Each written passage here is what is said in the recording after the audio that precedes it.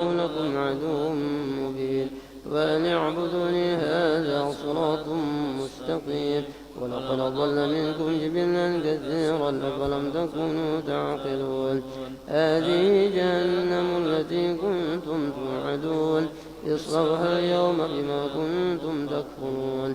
اليوم نختم على أفواههم وتكلمنا أيديهم وتشهد أرجلهم بما كانوا يكسبون. ولو نشاء لطمسنا على أعينهم فاستبقوا الصراط فأنى يبصرون. ولو نشاء لمسخناهم على مكانتهم فما استطاعوا مضيا ولا يرجعون. ومن نعمره نكسه في الخلق أفلا يعقلون. وما علمناه الشعر وما ينبغي له إن هو إلا ذكر وقرآن مبين لينذر من كان حيا ويحق القول على الكافرين. أولم يروا أنا خلقنا لهم مما عملت أيدينا أنعاما فهم لها مالكون وذللناها لهم فمنها ركوبهم ومنها يأكلون ولهم فيها منافع ومشارب فلا يشكرون. واتخذوا من دون الله آلهة لعلهم ينصرون. لا يستطيعون نصرهم وهم لهم جند محضرون. فلا يحزنك قولهم إنا نعلم ما يسرون وما يعلنون. أولم ير الإنسان أنا خلقناه من نطفة فإذا هو خصيم مبين. وضرب لنا مثلا ونسي خلقه قال من يحيي العظام وهي رميم. قل يحييها الذي أنشاها أول مرة وهو بكل خلق عليم. الذي جعل لكم من الشجر الأخضر نارا فإذا أنتم منه توقدون. أوليس الذي خلق السماوات والأرض بقادر على أن يخلق مثلهم بلى وهو الخلاق العليم. إنما أمره إذا أراد شيئا أن يقول له كن فيكون. فسبحان الذي بيده ملكوت كل شيء وإليه ترجعون. إن الله وملائكته يصلون على النبي يا أيها الذين آمنوا صلوا عليه وسلموا تسليما. اللهم صل صلاة كاملة وسلم سلاما تاما على سيدنا محمد الذي تنأل به العقد وتنفرج به الكرب وتقضى به الحوائج وتنال به الرغائب وحسن خواسن ويستسقى الغمام بوجهه الكريم وعلى آله وصحبه في كل لمحة ونفس بعدد كل معلوم لك اللهم صل صلاة كاملة وسلم سلاما تاما على سيدنا محمد الذي تنحل به العقد وتنفرج به الكرب وتقضى به الحوائج وتنال به الرغائب وحسن الخواتم ويستسقى الغمام بوجهه الكريم وعلى آله وصحبه في كل لمحة ونفس بعدد كل معلوم لك اللهم صل صلاة كاملة وسلم سلاما تاما على سيدنا محمد الذي تنحل به العقد وتنفرج به الكرب وتقضى به الحوائج وتنال به الرغائب وحسن الخواتم ويستسقى الغمام بوجهه الكريم وعلى آله وصحبه في كل لمحة ونفس بعدد كل معلوم لك.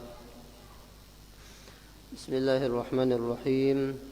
الحمد لله رب العالمين وبه نستعين على أمور الدنيا والدين والصلاة والسلام على أشرف الأنبياء والمرسلين سيدنا ومولانا محمد وعلى آله وأصحابه أجمعين سبحانك لا علم لنا إلا ما علمتنا إنك أنت العليم الحكيم رب اشرح لي صدري ويسر لي أمري واحلل عقدة من لساني يفقه قولي قال المؤلف رحمه الله تعالى ونفعنا به وبجميع علومه في الدارين آمين.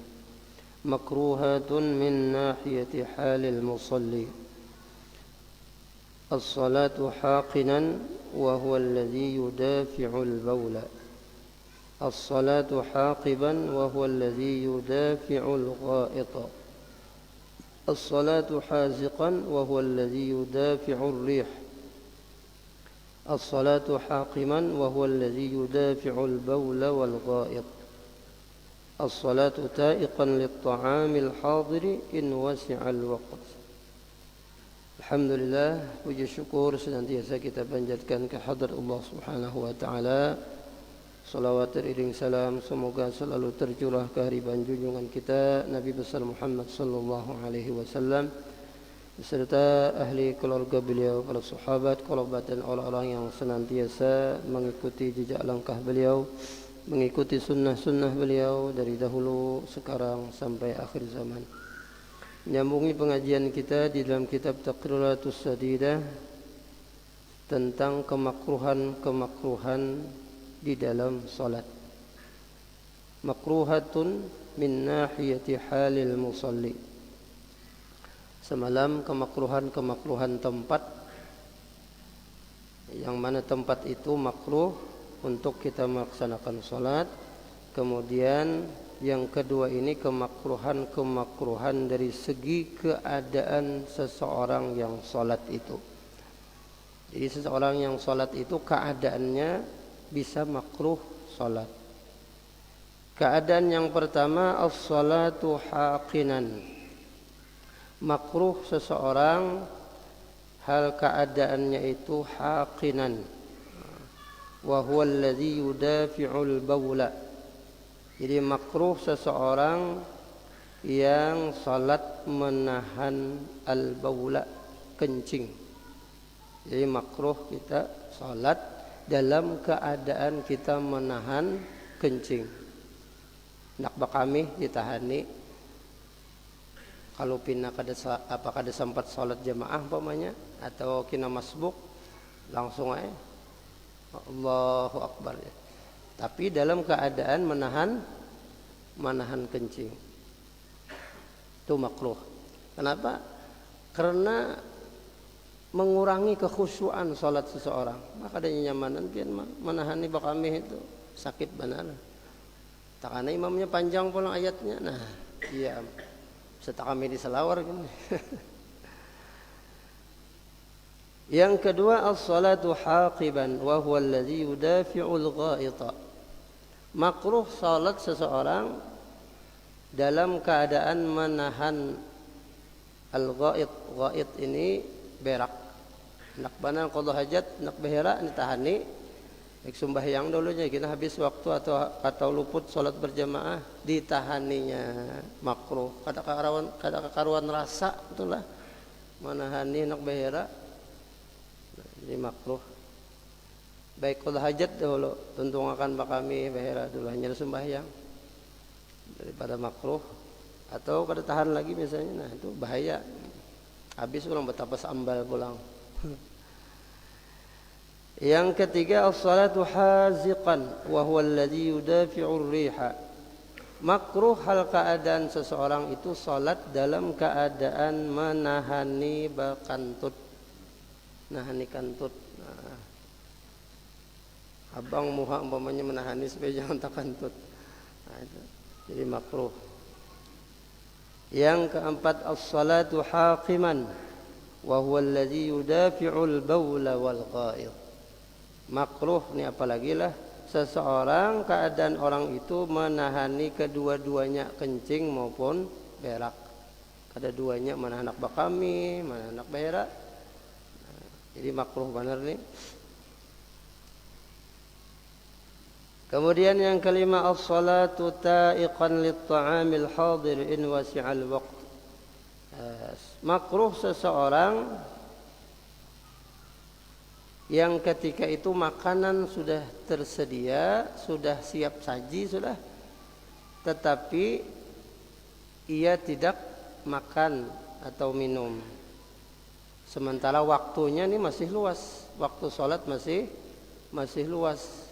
Tetapi dia lebih mendahulukan sholat daripada makanan. Padahal makanan itu sudah dihidangkan. Nah ini makruh. Kenapa? Karena itu bisa mengakibatkan sholatnya seseorang tidak khusyuk. Beganangan, busiah-busiah, dihabiskan kawan iwaknya tadi. Nah, busiah-busiah nang mana nah. Kada betinggalan gangannya atau apa. Nah itu makruh. Mengganggu kita, kekhusyuan kita di dalam sholat. Jadi kalau sudah tersedia makanan, siap saji sudah, baik makan coba dulu. Kayak aja sembahyang dulu, makruh. Nah ini supaya jangan beganangan lagi. Kemudian yang nomor 7 makruh, nomor 6 as-salatu hafizan wa huwa labisul khuffid dhiqi. Makruh salat dalam keadaan memakai muz yang terlalu sempit. Muz itu jadi kita sepatu, orang sembahyang bersepatu. Muz ngarannya. Nah itu tapi sepatunya terlalu sempit. Makruh. Kada nyaman. Sakit batis. Yang ketujuh as-salatu ghadbanan. Makruh seseorang yang salat dalam keadaan marah. Redakan dulu amarah kita, tenangkan dahulu, hanya bawa sembahyang. Lamun masih dalam keadaan salat, dalam keadaan marah lalu salat, nah ini kada khusyuk, bermamai aja dalam sembahyang ini lah. Soalnya sarik kita lah. Nah, jadi seseorang makruh salat dalam keadaan marah. Lawan siapakah sarik ya Allah, jangan sembahyang dulu. Kemudian as-salatu muttabi'an, makruh salat dalam keadaan muttabi'an. Muttabi'an itu melaksanakan salat dalam keadaan muttabi', yaitu mereka yang melaksanakan haji dan umrah dari kaum pria dalam keadaan selendangnya yang sebelah kanan diletakkan di bawah ketiaknya sehingga bahu kanannya terbuka. Orang haji umrah itu kan gitu, kalau bahu kanan terbuka karena dia letakkan tadi selendang di ketiaknya. Dan memang hal itu disunnahkan ketika melaksanakan tawaf bagi kaum pria, tetapi ketika melaksanakan sholat itu disunnahkan untuk menutup kedua bahunya. Jadi bahunya kedua-duanya ditutupi dengan selendang itu tadi ketika melaksanakan sholat. Kalau tawaf dasarnya pembukaan bahu tadi, nah tapi kalau sholat ditutupi.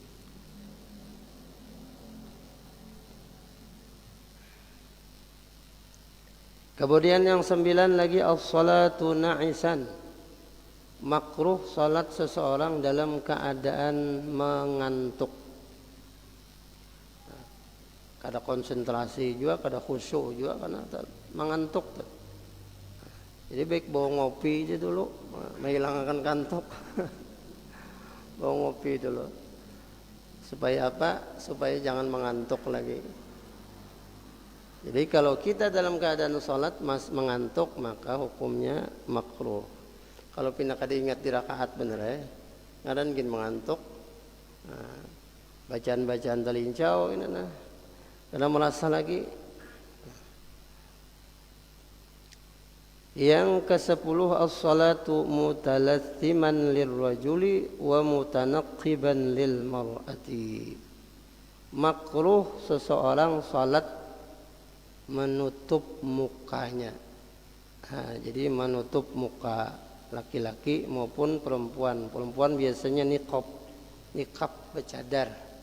Jadi makruh. Kalau laki-laki bercadar juga ini masker tuh kan cadar. Nah, jadi makruh. Jadi mun kada hendak makruh pada sembahyang turun akan ke gulu.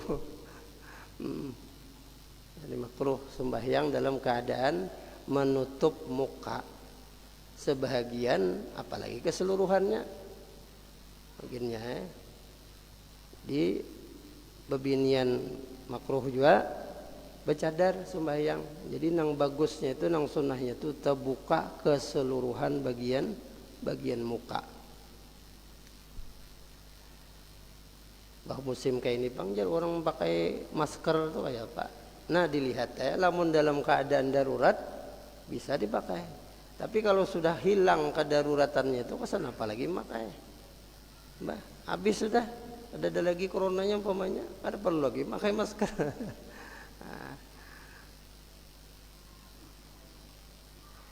Nah, jadi dilihat daruratkah kadakah. Nah, lamun hendak kada nang makruh itu nah. Tapi kada apa-apa juga sahaja. Nah, kalau kada hendak misalnya menurunkan masker tadi tetap aja supaya memelihara. Nah, kalau pina kecipratan atau karena apa misalnya, nah kumannya atau itu tadi kalau khawatir kalau masih ada di sekitar kita, nah itu kada apa-apa. Hilang kemakruhannya. Nah, bergantung dengan keyakinan kita. Kalau kita yakin sudah kada ada lagi itu kadaruratannya tadi kada ada lagi hilang. Tapi kalau kita masih ada aja rasa ada aja di sekitar kita misalnya khawatir, nah itu masih darurat ngarannya. Nah, apalagi sudah bervaksin sudah misalnya, nah sudah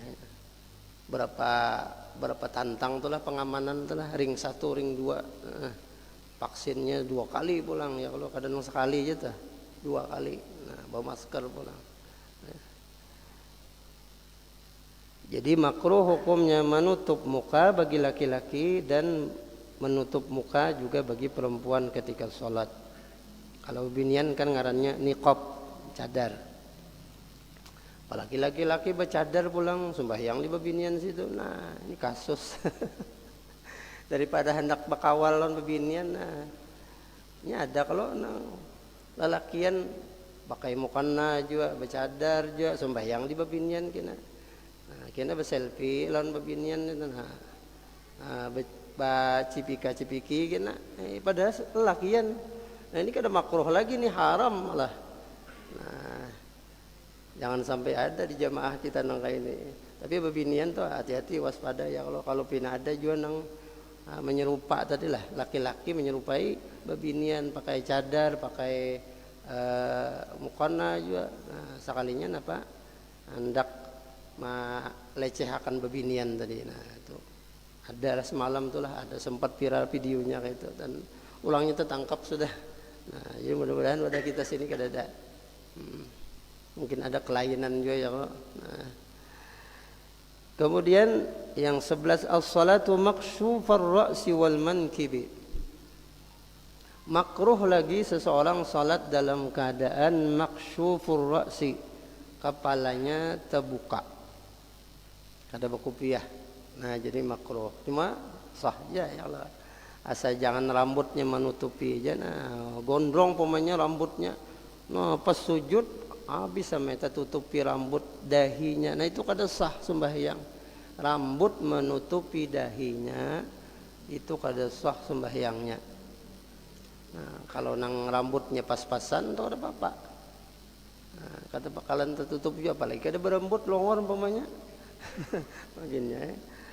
Nah, jadi maksyufur ra'si makruh. Kada bakupiah, kada batutup kepala. Napakah diulah? Tutup kepala. Kemudian wal mankibi, dan makruh pulang terbuka pundaknya. Nah, pundak kiri kanan kan makruh terbuka. Kaos kutang. Kaos kutang ya kalau ada. Nah itu makruh. Kaos kutang artinya ini masih terbuka, ini terbuka. Sah aja sembahyangnya kaos kutang. Jangankan kaos kutang, kada baka kaosan gitu. Sah aja asal tertutup pusatnya lawan lututnya sampai ke bawah. Nah, sampai ke bawah lutut. Karena itu aurat laki-laki. Artinya pusatnya tertutup, kemudian lututnya juga tertutup. Sah aja sembahyang sudah. Memakruh tadi. Yang ke-12 as-salatu fi thawbin min ghairi ay yaj'ala 'atiqihi syai'an. Salatnya seseorang pada pakaian yang tidak ada pakaiannya itu min ghairi ay yaj'ala 'ala 'atiqihi syai'an, yang tidak menjadikan sesuatu di atas pundaknya. Artinya setelah pakaiannya itu ada lagi sesuatu di pundaknya, itu sunat. Apa umpamanya sorban kah, umpamanya di pundak kita kiri kanan ini. Nah ini sunat. Nah, kalau kita kada pakai itu makruh. Nah, yang diandak ada sorban atau apa, rida kanan atau kiri kah. Nah, itu sunat hukumnya. Nah, kalau tertinggal itu makruh.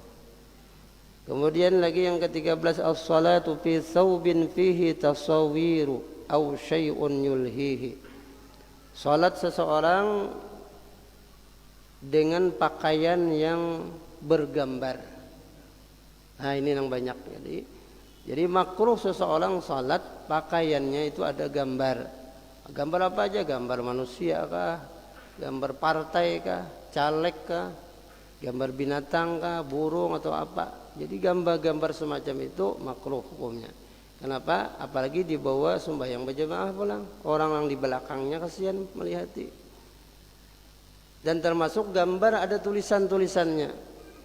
Nah, ada tulisannya, kada bergambar, kada cuma di belakangnya ada tulisan ku tunggu jandamu, umpamanya tulisannya. Mulai kayak motor truk telah banyak tulisan macam-macam. Nah, itu baju-baju banyak juga. Tulisan-tulisan semacam itu yang di belakang tuh membuat orang ada yang tertawa, ada yang kada konsen lagi karena tulisannya itu macam-macam. Jadi makruh, baik nang polos saja. Warna apakah? Polos, jangan ada tulisan-tulisan yang macam-macam, jangan ada gambar nang macam-macam. Jadi makruh kalau ada gambar. Au syai'un yulhihi, atau sesuatu apapun juga yang bisa mengganggu konsentrasi kekhusyuan orang salat. Yang ke-13, yang ke-14. As-salatu mustamilan kashtimalis samma'i. Makruh seseorang berpakaian membalut badannya secara total, kayak pocong di mata, sampai-sampai tangannya kan bisa dikeluarkan. Nah, jadi kayak pocong lah. Ini itu makruh. Tangannya kada keluar, bulat lalu, walaupun sah tapi makruh. Tangannya udah keluar. Sabukuan di anunya, di balutnya pakaiannya tadi atau kainnya tadi, bepais awaknya. Kau aja ruku sujud kau aja di tangan tadi ada kau keluar. Nah itu makruh juga. Kemudian yang ke-15 as-sadlu wa huwa an yulqiya tarfay rida minal janibaini fayusibal ardu. As-sadlu makruh menjatuhkan atau menghuraikan dua tepi rida. Selendang atau sorban ini kan dua tepinya nah. Rida ini tepinya yang satu, ini yang satu. Jadi makruh menghuraikannya itu atau menjatuhkannya fayusibal arda, sampai ke lantai. Nah, jadi sorban ini jangan sampai ke lantai, sebelah menyebelahnya. Atau rida tadi jangan sampai ke lantai, itu makruh. Panjang benar umpamanya ridanya atau sorbannya. Ada jangan kayak itu aja. Yang ke-16 al-isbalu wa huwa an yursila thawbahu hatta yusibal arda. Yang ke-16 makruh isbal. Isbal itu wa huwa ayursila thawbahu, bahwa ia memanjangkan akan pakaiannya hatta yusibal arda, sampai ke lantai, sampai ke tanah. Jadi pakaian gamis kah atau salawar umpamanya panjang sampai ke tanah bahiritan. Hatta yusibal arda, itu isbal ngarannya. Itu makruh. Nah, fayukrahu fi sholati, maka dimakruhkan di dalam salat, wa ghairiha, dan di luar salat pun juga makruh. Kada dai kalau orang nang bahiritan sampai ke tanah, sampai ke lantai, kada ada bepair je lang, itu makruh. Illam yusahibhu khuyala, ujar Imam Nawawi, makruh tadi jika tidak disertai dengan perasaan sombong. Ya kan ciri orang bahari, tokoh-tokoh bahari, orang-orang jahiliyah dahulu, itu dia status sosialnya tuh semakin panjang tuh semakin tinggi, status sosialnya semakin sombong, tanda orang terpandang lah orang dahulu tuh bahari. Kalau ini kan perlu lagi malah ditawakan orang panjang-panjang. Nah itu nang jadi isbal tadi haram, lamunnya dengan niat sombong. Jadi kalau pakaian kita tadi bahiritan sampai ke lantai, sampai ke tanah, di dalam hati ada sombong dengan pakaian itu, maka hukumnya haram, kada makruh lagi, baik di dalam salat maupun di luar salat. Nah ya orang-orang nang sebelah itulah nang memaknai hadis wailun lil aqab, ya.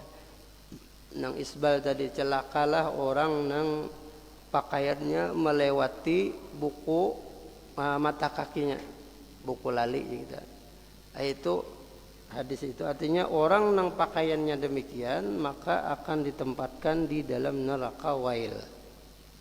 Itu. Jadi kalau diterjemahkan makna hadis itu secara tekstual, maka setiap orang nang lebih pada mata kaki kainnya, sarungnya atau celananya atau gamisnya, maka otomatis masuk ke neraka wail. Nah iya nang haram tu lah, iya nang bubuhannya tu nang cingkrang. Nah itu, jadi pengertian mereka itu memahami hadis itu secara tekstual, jadi tidak merujuk kepada pemahaman para ulama nang bujur-bujur tahu artinya itu. Sebagaimana Imam Nawawi mengatakan kada haram, kada. Nang haram itu adalah dikarenakan khuyala tadi, karena sombong. Kalau kita kada sombong kada apa-apa. Nah, tahirit je tadilah kada apa-apa, kada haram, makruh aja. Nah, sampai ke lantai dah. Nah, jadi kalau orang-orang nang sebelah itunya memaknai hadis maupun Quran itu secara tekstual aja, kada mau merujuk kepada apa ngarannya itu tafsir, pengertian daripada para ulama nang ahli di bidangnya. Isbal adalah. Nah, jadi makruh hukumnya menjulurkan pakaian, gamis maupun tapih atau selawar tadilah sampai ke lantai. Itu makruh menurut Imam Nawawi. Ini bagi nang kada kesombongan di dalam hatinya dengan pakaian itu. Kalau dia sombong maka haram hukumnya. Nah, itu ada 16 nang kemakruhan ketika di dalam pelaksanaan atau keadaan seseorang yang melaksanakan salat. Kemudian makruhatun min nahiyati mukhalafati ba'dhi sunani au tarkiha. Nah, sambungannya kena kemakruhan meninggalkan sebagian sunnah-sunnah yang ada di dalam salat, atau meninggalkan sebagian daripada menyalahi kesunahan-kesunahan yang ada dalam salat, atau meninggalkan kesunahan-kesunahan yang ada di dalam salat. Nah itu pun makruh juga. Jadi kita pulang sambungannya. Mudah-mudahan apa yang kita baca ada manfaatnya. Mudah-mudahan Allah Subhanahu wa taala senantiasa mengampuni segala dosa dan kesalahan kita zahir dan batin. Allah Subhanahu wa taala menerima segala amal ibadah kita, senantiasa memberikan taufik dan hidayah kepada kita, menyelamatkan kita dunia dan akhirat, matikan kita dalam keadaan husnul khatimah, dan Allah Subhanahu wa taala mengumpulkan kita bersama baginda Rasulullah sallallahu alaihi wasallam di dalam syurganya. Amin. Allahumma amin ala tilka niyyah wa ala kulli niyyatin salihah wa ila hadratin nabi al-Fatihah. أعوذ بالله من الشيطان الرجيم. بسم الله الرحمن الرحيم. الحمد لله رب العالمين الرحمن الرحيم مالك يوم الدين. إياك نعبد وإياك نستعين اهدنا الصراط المستقيم صراط الذين أنعمت عليهم غير المغضوب عليهم ولا الضالين آمين. تحليل sedikit. أفضل الذكر فاعلم أنه لا إله إلا الله لا إله إلا الله لا إله إلا الله لا إله إلا الله إلا الله